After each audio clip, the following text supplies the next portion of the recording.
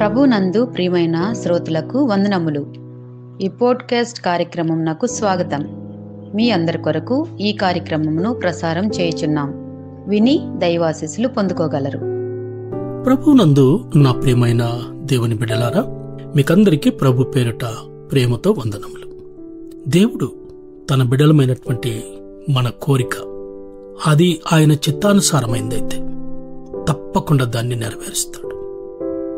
ఆయన చిత్తానుసారమైందైతే, ఆయన చిత్తానుసారం కానినటువంటి సందర్భంలో మనము కోరినటువంటి కోరిక మనకు నష్టం కలిగించవచ్చు. దేవుడు కూడా దానికి అనుమతిస్తాడు. కీర్తన గ్రంథం 106:14 అరణ్యంలో వారు బహుగా ఆశించిరి, ఎడారిలో శోధించబడిరి. బహుగా ఆశించారు. 15 వారు కోరినది ఆయన వారికిచ్చాను. వారు కోరింది ఆయన ఇచ్చాడు. అయినను వారి ప్రాణములకు ఆయన క్షీణత కలుగచేశాను. ఎందుకు? దేవుని సంకల్పములో లేని దానిని కోరుకోవడములో, అనుసరించే విషయములో మనము జాగ్రత్తగా ఉండాలి. మనం కోరుకున్నవన్నీ జరగాలని మనం అనుకుంటాం. అవి జరగనప్పుడు కొన్నిసార్లు మనము దేవుని మీద కోప్పడడం, విసుగు చెందటం కూడా చేస్తూ ఉంటారు చాలామంది కదా. నీవు కోరుకున్న కోరిక, నేను కోరిన కోరిక దేవుని చిత్తానుసారమైందైతే, అది దేవునికి ఇష్టమైందైతే తప్పకుండా ప్రతి జీవి కోరిక ఆయన తప్పకుండా తీరుస్తాడు. ఇశ్రాయేలులో కోరినటువంటిది సరైనది కాదు కాబట్టి వారి ప్రాణములకు క్షీణత కలుగజేయటం జరిగింది కదండి. మనము జాగ్రత్తగా ఉండాలి. మన స్వకీయ కోరికలను తీర్చుకుంటూ సంతృప్తి చెందాలని భావిస్తే, అర్థమవుతుందన్నా ఈ మాట? మన స్వకీయ కోరికలను తీర్చుకుంటూ సంతృప్తి చెందాలని భావిస్తే కొన్నిసార్లు దేవుడు మన స్వంత మార్గాలలో వెళ్ళేలా అనుమతిస్తాడు. అర్థమైందా ఈ మాట? సో దేవునికి ఇష్టము లేనటువంటిది మనం కోరుకున్నప్పుడు, అది జరగాలని మనం పట్టుబడ్డప్పుడు దేవుడు విడిచిపెడతాడు.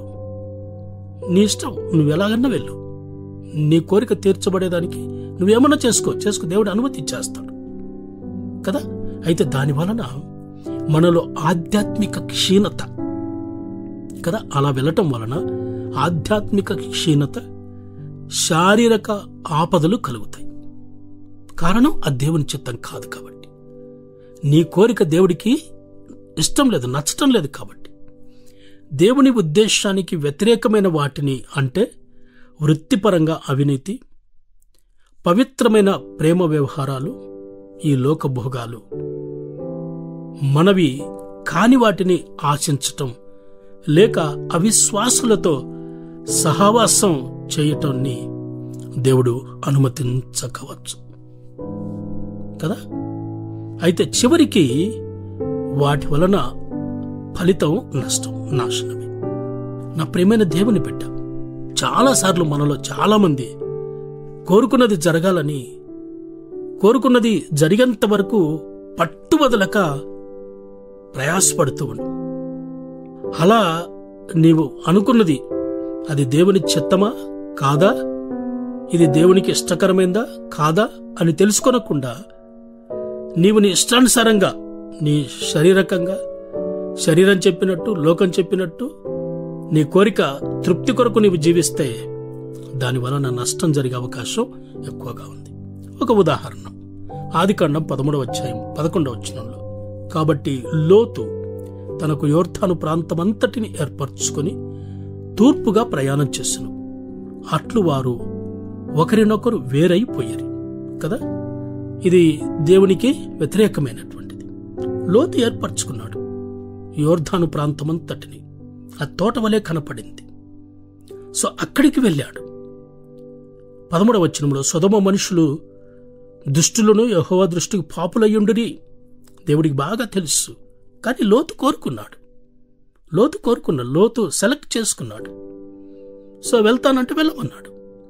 వెళ్ళటం వలన లోతు ఎంత నష్టపోయాడో, తన కుమార్తెల పరిస్థితి, తన భార్య పరిస్థితి ఎంత నష్టంగా మరి గ్రంథంలో రాయబడిందో ఆ మాటలు చదివేటప్పుడు భయం అవుతాయి.